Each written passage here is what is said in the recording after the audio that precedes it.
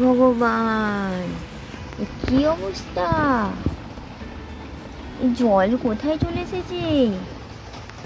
এ তো ঘরে জল ঢুকে যাবে। হায় ভগবান, চারিদিক জলে থই থই করছে। শুভ সকাল বন্ধুরা, কেমন আছো তোমরা সবাই? জানি সব জায়গাতেই বৃষ্টি হচ্ছে।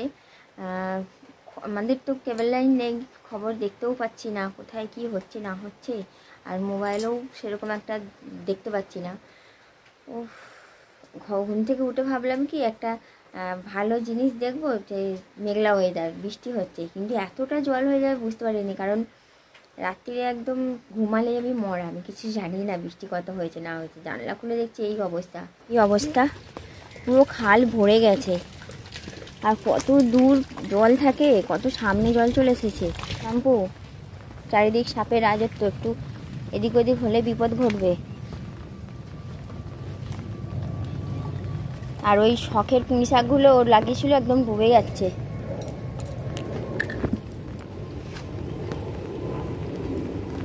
পুঁই শাকগুলো তুলে ফেলুক, কিছু একটা করে খাওয়া যাবে। শুধু শুধু নাহলে এত কষ্ট করে চাষ করা নষ্ট হয়ে যাবে। চারিদিক দেখছো পুরো ভরাডুবি, পুরো ভরাডুবি।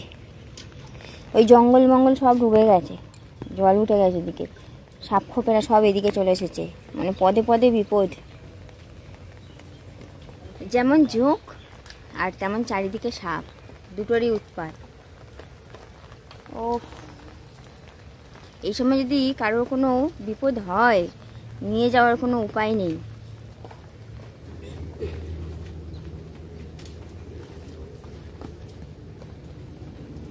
দেখো চোখ ফোক আছে কিনা।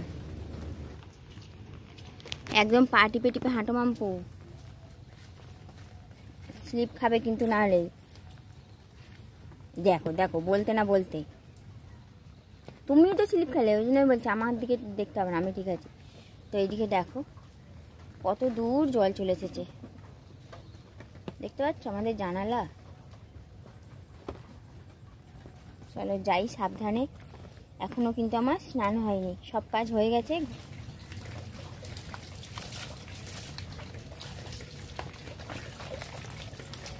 আমি একটু ঘুরে আসি মাম্পু, ওইদিকে দেখি কতটা জল, কোথায় জল চলে এসেছে। এবার আজকে ওরা আর কেউ কাজে থাকবে না, ট্রেন যাচ্ছে।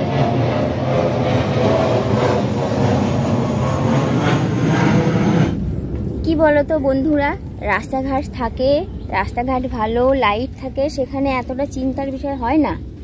তোমরা ভাবে এমন করছে আর কোথাও যেন জল হয় না, কিন্তু কোথাও তো আমাদের মতো পরিস্থিতি নেই গো।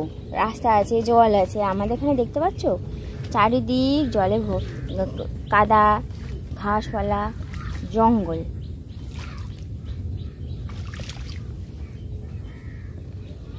এবার ওই যে দুপাশে ঘাসগুলো দেখছো, বেনা গাছ। এবার রাত দুপুরে এই অন্ধকার মাঠের মধ্যে কি করে লোক আসবে, ওই জন্যই চিন্তার বিষয়। তো বন্ধুরা, আমার তো স্নান হয়ে গেছে। এবার ও হচ্ছে ওখানটা দেখো কি সুন্দর করে ঘিরে দিয়েছে, দেখা যাচ্ছে এই দেখো প্লাস্টিক দিয়ে কি সুন্দর ঘিরে দিয়েছে, মানে বেরোলেই সামনেটা যাতে একটু দাঁড়ানো যায়, দরজা খোলা যায়। আর ওইদিকে আমি চান করতে গেছিলাম, তারই মধ্যে সবজি আরে কেটে রেখে দিয়েছিল, আমি ধুয়ে দিয়েছি। আর সব রান্নাটা বসিয়ে দিই।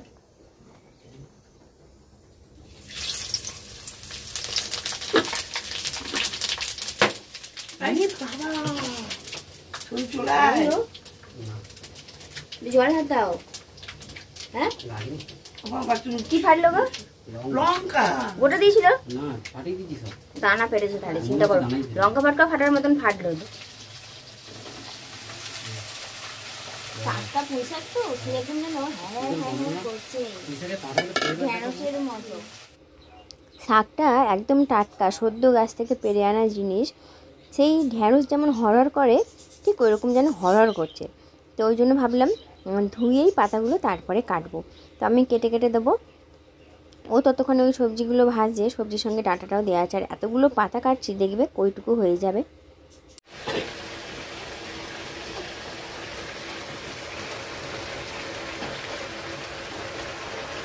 এত শাক ওইটুকু হয়ে যাবে, এক কড়া শাক, একদম উপুর চুপুর শাক। হ্যাঁ, আর যখন খুলবে একটু তুমি হয়ে যাবে। নুন দিয়েছিলে তো, ঢাকা দিয়ে দাও ব্যাস। সামনেটা প্লাস্টিকটা দিয়ে এত ভালো করেছে, মানে দরজা খোলা যাচ্ছিল না। কমসে কম দরজাটা তো খুলে রাখা যাবে। তরকারিটা হোক, পাশে একটু চা বসিয়ে দিই, তখন চা হোক, লাস্টে ভাত খাই। আজকে চা কেউ কাজে যাচ্ছে না।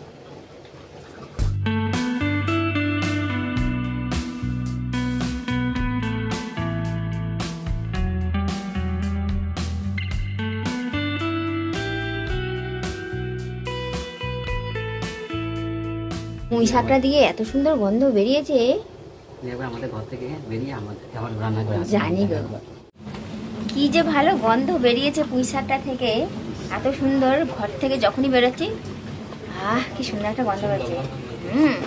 এই পুঁই শাকটার না গন্ধ আলাদা। দু রকমের পুঁই শাক আছে আমাদের বাড়িতে। একটা হচ্ছে সরু লিগলিকে, জান প্রাণ নেই, রোগা কাঞ্চনের মতন, আর একটা হচ্ছে মোটা। কি টেস্ট, কি গন্ধ। একটা পুঁই শাক কাঞ্চনদার মতো, আর একটা পুঁই শাক হচ্ছে কাঞ্চনদার বইয়ের মতো। কি করছো? চল, বইটা কিন্তু লাস্টে দিও।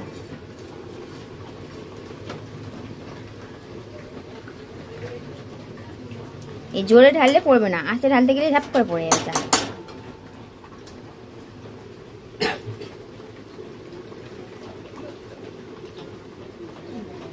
আজকে একটু চা খাচ্ছি আনন্দে। আর আমার চা খাওয়া মানে ওই যে চায়ের মধ্যে বিস্কুট গুলে নিয়েছি। কেউ খাও। বড়ি দিয়ে দিয়েছো? আজকে না তো এক তরকারি ভাতই হবে। পুঁই শাক হবে একটু পাতলা পাতলা করে, আর ভাত হবে। আর ভালো লাগে না বর্ষাকাল, চারিদিকে জল থই থই করছে। সপ্তাহ শেষ, কোথা থেকে আবার কি আনা যাবে, তাই না? ডাল আর ক্ষতি চলছে না। গতকাল না পরশুদিন ডাল খেয়েছি, আর ভালো লাগে না রোজ রোজ ডাল খেতে। এখানে পুঁই শাক রেডি হয়ে গেছে, আর ওর জন্য একটু তুলেছি, টেস্ট করুক। একদম গরম গরম পুঁই শাক, তাই না? আরে বাস, হয়ে গেছে। দারুণ হয়েছে।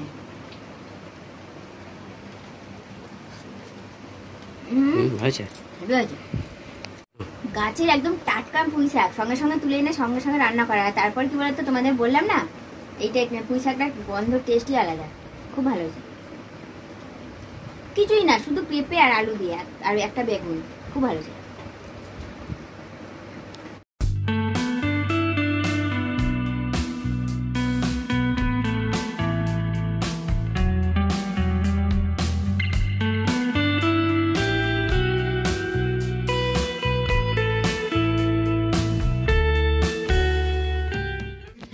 ভাতে দেখো ফ্যান ঝরানোর পর একটু গ্যাসে বসিয়ে দিয়েছি, এরকম থাকুক কয়েক সেকেন্ড, তারপর বন্ধ করে দেবো। টিফিন খাওয়া দাওয়া হয়ে গেছে বন্ধুরা, সেটা শেয়ার করলাম না, কারণ রুটি, তারপরে গতকাল একটু ভাত ছিল, একদম ঝরঝরে ভাত। ভাতটা একদম ফ্রায়েড রাইসের মতন ভেজে নিয়েছিলাম। সব মিলিয়ে ঝুলিয়ে টিফিন খাওয়া হয়ে গেছে। তো এবার হচ্ছে বাসন কোসনগুলোও মেজে নেব। বাসন কোসন মাজার পর ঘর বারান্দা ঝাড় দিয়ে পরিষ্কার করে নিয়েছিলাম। তারপর হচ্ছে এইখানটায় জল ঢেলে ভালো করে পরিষ্কার করে নিচ্ছি, কারণ সেই কাদা কাদা মতো হয়েছিল। আর এই অপরিষ্কার নোংরা জিনিস আমার চোখে যেন সহ্য হয় না। সেই অস্থির অস্থির লাগে যেন মনটা, কখন পরিষ্কার করব। যেহেতু বৃষ্টিটা থেমে গেছে, ধুয়ে পরিষ্কার করে একটু মুছে দেবো, তো টেনেও যাবে, বেশ দেখতে ভালোও লাগবে। সময় এখন 11:15 বাজে। ওইদিকে আমার সব কাজ হয়ে গেছে। বাবা যাচ্ছে মাছের মালটা আনতে, যেহেতু বৃষ্টিটা একটু ধরেছে তো। আর দেখো খালে জল কোথায় চলে এসেছে। বৃষ্টিটা একটু ধরেছে, আর ওই জন্য বাবা নিয়ে চলে আসবে ভাবছে। আরও তো ঘরেই আছে। আসলে কি বলতো, আমার কর্তামশাই 2 দিন আগে হচ্ছে মাসের মাল খাতা লিখে ব্যাগপত্র সব দিয়ে এসেছিলো, যে মালপত্র দিয়ে ফোন করবে, আমি গিয়ে নিয়ে আসবো। তারই মাঝে যেদিন আনার কথা, রাত্রি থেকে বৃষ্টি অঝোর ধারায় নেমেছে। তারপর তো দেখতেই পাচ্ছ এতটা জল জমে গেছে, বাইকে করে আনাও যাবে না, আর ও হচ্ছে পারবে না সাইকেলে করে আনতে। ওই জন্য বাবা বললো যে আমি নিয়ে আসি। আর ওখানে যতটা জল আছে তার আগে পর্যন্ত, মানে ওই যে ওপরের রাস্তাটা, ওখান পর্যন্ত তো জল নেই, ওখানে অল্প স্বল্প জল আছে। ওখান থেকে আমরা গিয়ে কাঁধে করে নিয়ে আসবো, কারণ সাইকেলে করে তো মাল আনা যাবে না, তখন ভিজে যাবে। ওই জন্য বাবাকেই পাঠানো হচ্ছে, বাবা যাচ্ছে। আর ঠাকুরের কাছে প্রার্থনা করছি যে ঠাকুর কমসে কম 2 ঘন্টা যেন বৃষ্টিটা একটু বন্ধ থাকে, না হলে যে সব মালপত্র নিভে যাবে, মানে ভিজে যাবে। আর দেখতেই পাবে যে কতটা জল।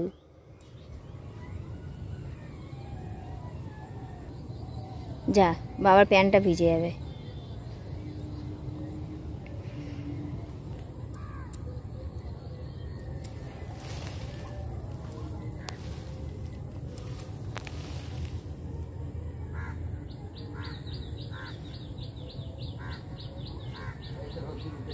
আয় আসো তাড়াতাড়ি। দেখো এই হচ্ছে সত্যিকারের ভালোবাসা। একটা মানুষকে যদি আমি ডাকতাম সে কি আসতো এই জল পেরিয়ে? ওকে আমি একবার ডেকেছি, ও ওই পাঁচিলের ওপরে দাঁড়িয়েছিল, ওই পাঁচিলের ওপরে একবার শুধু বলেছি মেয়ে আয়, ও সাঁতার কেটে কেটে আসছে। আসো আসো তাড়াতাড়ি তাড়াতাড়ি। কেমন আসছে এখন আসতে না আসতে, দৌড়ে দৌড়ে আসো, দৌড়ে দৌড়ে আসো। উলি বাবালে, এটা কে আসছে? এটা আবার চুমকু আসছে। না না এলে আর পাঠাবো না, ঘরেই রেখে দেবো। আসো আসো আসো আসো আসো আসো আসো আসো আসো। হ্যাঁ আসো। ওই এলেই তো আমার গায়ে উঠবে মাম্পু। বাবা আসো তারপর চান করবো। আসো হ্যাঁ আসো আসো আসো আসো। ছাপাক ছাপাক ছাপাক ছাপাক ছাপাক ছাপাক ছাপাক। ভয় পেয়ে গেছে। আয়, ওটা কিছু না, ছাপাক ছাপাক ছাপাক ছাপাক। আমার গায়ে না বাবা, আমার গায়ে নয়, আমার গায়ে নয়, আমি চান করে ফেলেছি। একটা হামু দিয়ে দাও তো। ও আমার গায়ে যতক্ষণ না, আরে বাবা ও আমার গায়ে লাফ দিয়ে উঠতে আছে। মাম্পু ধরে, মাম্পু ধরে ধরে ধরে।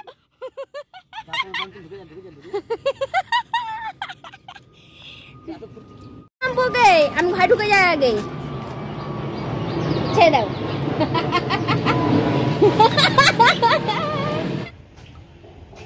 বাবা গেছে মাসের মালটা আনতে, ওই জন্য ওখানেই আছে। কারণ বাবা তো ফোন করতে পারবে না, ও চোখে পড়ে যাবে, ও নিয়ে আসবে। বসে থাকো, হ্যাঁ গা শুকিয়ে গেলে ঘরে ঢুকবে, বসো। যারা এদেরকে পছন্দ করে না, ভালোবাসে না, কেন বাসে না আমি জানি না। দেখেছো এক গলা জলে কিভাবে একবার ডেকেছি, একবার এসে দুবার ডাকিনি, ঠিক দৌড়ে চলে এসেছে। আর এসেই আমার গায়ে ওঠার জন্য অস্থির, ওকে ভয় পায়। ওটু বাবা, ওটু বাবা, হাত দিচ্ছে বাবা। ওখানে একটা পিয়ারা দেখো পেকে পুরো একদম ইয়ে হয়ে গেছে, ছাতু হয়ে গেছে। আর প্রজাপতিটা বসে খাচ্ছে, প্রজাপতিটা বসে খাচ্ছে, দেখতে পাচ্ছ প্রজাপতিটা বসেছে। ওই দেখো প্রজাপতিটা কেমন বসেছে পাকা পেয়ারাটার ওপরে। একটা প্রজাপতি বসেছে, একটা বলতা বসেছে, বলতাটা প্রজাপতিটাকে মেরে মেরে তাড়াচ্ছে। আমি বিগত আধা ঘন্টা একই জায়গায় দাঁড়িয়ে আছি, আধা ঘন্টায় বেশি হবে তো কম না। আর ও গেছিলো দেখলে মুদি দোকানে, না তোমাদের দেখানো হয়নি ওটা মনে হয়, মুদি দোকানে গেছিলো একটু, আর গিয়ে ওখানেই দাঁড়িয়েছিল। কতটা জল দেখতে পাচ্ছ, এই ঘাড়ে করে মাল আনছে, একটা যদি পড়ে যায় সব আস্তে আস্তে, অত গটগটি যাচ্ছ, পড়ে গেলে একদম সব মাল শেষ হয়ে যাবে। দাঁড়াও আমি যাচ্ছি, ধরে নেব। আরও একটা বস্তা হবে তো। এই এই চিনতে পারছিস না, আমি এগুলো ঘর নিয়ে যাচ্ছি, তুমি নিয়ে আসো। এটাতে শুধু আটা ময়দা আছে। এবারে সাইকেলে করেই নিয়ে চলে আসছে লাস্ট বস্তা তো, আর লাস্টের বস্তাটা হচ্ছে কেরিয়ারের মধ্যে করে নিয়ে আসছে। আর বাবা তো ধরে আছে পিছন দিকে, জল লাগবে না। তেলের ড্রামটা হয়তো ডুবে গেছে, কারণ ওটাতে শুধু তেলই থাকে, জল লাগলেও কোনো অসুবিধা নেই।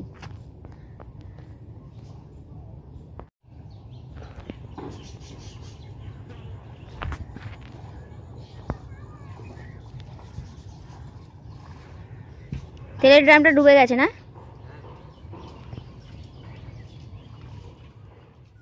তো বন্ধুরা দেখলেই এটাই হচ্ছে আমাদের কষ্টে ভরা জীবন। বর্ষাকালে এরকমভাবেই কষ্ট করে আমাদের থাকতে হয়। খেতে বসেছি দুপুরে, তোমাদের তো দেখিয়েছিলাম আজকে এক তরকারি ভাত, আর বেলায় হচ্ছে ডিম ভাজা হয়েছিল, আর আজকে কলা পাতায় খাওয়া হবে। তো যাই হোক, আজকের ব্লগটা তাহলে এখানেই শেষ করলাম। সবাই খুব ভালো থেকো, সুস্থ থেকো, নিজের খেয়াল রেখো, আর অন্যকেও খুব ভালো রেখো।